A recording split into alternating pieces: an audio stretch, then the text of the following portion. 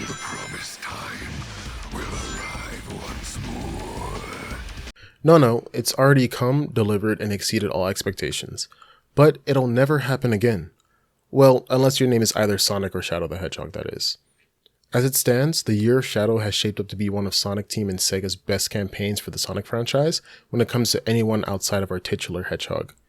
Arguably, Shadow has had even greater success regarding hype levels due to the third movie and Shadow Gens compared to what Movie 2 and Sonic Frontiers did back in 2022.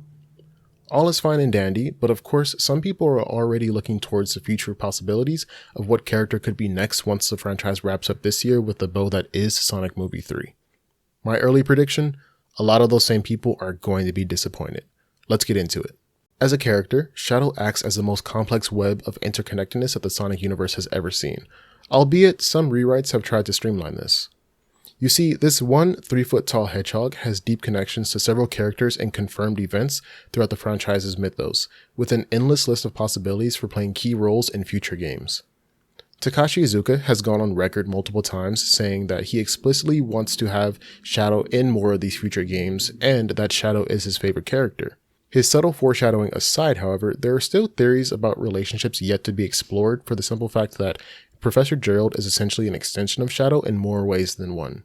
This year alone, the scientist has been surprising us left and right with just how much he really knows about the Sonic universe. To sum things up here, what I'm trying to say is Shadow really is Sonic's one true rival, from the endgame skills to the pop culture rankings, and for sure in terms of stubbornness. He's the only other person who could hold a candle to their own entire year of continuous news drops and releases, consecutive highs and excitement, and overall goodwill from the community that supported him from day one. Based on the information we currently have, this is far from the last time that the Black Hedgehog will be the center of attention, and it feels great to see that the Sonic series is unanimously back in the public eye's favor. As previously mentioned though, a lot of us are prepping ourselves for some serious heartbreak. We're just not getting something like this again.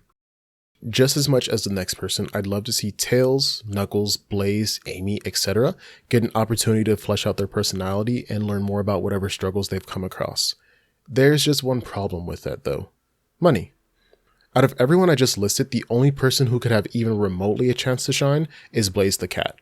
I can see Sonic Team reworking her story, yet again unfortunately, into something extremely interesting. Picture this, the Soul Dimension and Soul Emeralds came to be as a result of Chaos Emerald overuse in Sonic's world. Think how the Dragon Balls work in Dragon Ball Z.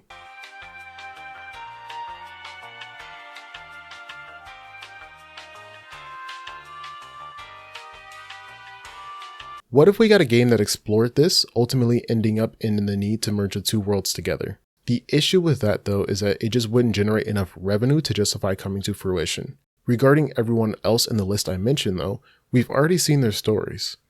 We know that Knuckles is the last Echidna, and the one time they actually got to explore the alternative to this, well, we know that Tails was bullied as a kid, but Sonic gave him the confidence to be his own person, and we know that Amy was once starry-eyed for Sonic, but is now on this journey of self-discovery and sharing her ability to be the hero's hero. These are things that have unfolded in front of our eyes over the past 33 years, which have had varying degrees of success, but we've already seen them happen in real time. Other side characters have it worse for wear, as they are typically one note. Take for example Omega's disdain for all of Eggman's creations, or they're left ambiguous just like Rouge, who is just an agent of Gun as far as we know. Those two in particular are great complements to Shadow and the overall structure of the best universe team, Team Dark. On their own, however, minus the Hedgehog, they play into the surface level personality traits that they enter the franchise with. This doesn't make them, or any Sonic character with said surface level depth, bad however. Luckily, there are still aspects of these individuals that many of us love, and that Sonic Team has leaned more into recently. I mean, just look at Omega's quips in Dark Beginnings, Rouge's flirtatious attitude where some people think she's being for real while others play into it, and even Knuckles being back to teasing Sonic in those heart-to-heart moments in Frontiers, akin to what he was doing in S3 and K. At the end of the day though, cash is king, and there's only so much that Sonic Team can put on the line right now before we end up back where we started. I am a firm believer that the next few years of escapades for the Blue Blur and his friends will not focus on one singular character. However, I can acknowledge that there is a chance for what I'll be dubbing as package deals to come into play though. What do I mean by this? As we all know, most of these characters have begun to retroactively be written to fix past transgressions. Case in point, the entirety of Team Sonic and Sonic Frontiers. At the end of that game, everyone agrees to go their own separate ways and grow in the ways deemed important to them. As we continue through these next 6 years of the decade, I expect that we'll see the fruits of labor that Sonic's friends have planted. Shadow was the most palatable right now as he could carry the weight, but we're looking for the very next step. I believe that Sega and Sonic Team are firm on their stances not to dwell in the past for too long anymore, and the setup that a few of these recent games have had will begin to pay off at some point soon. I wouldn't be surprised if we learn more about the Chaotix in a Paramount show or even a movie, and then a subsequent Sonic Heroes remake announcement is made. Silver is another huge one. While it won't be exactly an 06 remake, once Sonic Team is ready to bring stories together that handle threats outside of the scope of Sonic's immediate vicinity, he will get his time to shine, and it will probably be with another character or set of characters, with Blaze being the #1 contender for that spot. Be hopeful and excited for the future, always and in every aspect. But the best thing we can do for ourselves and the franchise we love so much is focus on the game at hand, offer constructive criticism, and most importantly, have fun with it.